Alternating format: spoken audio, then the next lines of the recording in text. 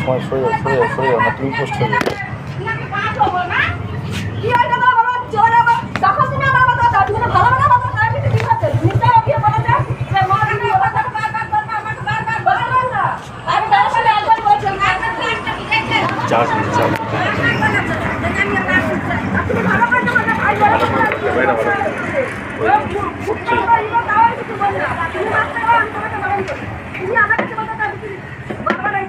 আমি তো বারবার বলছি, আমি একবারই বলছি আমার সামনে আমার দাদা ছিল।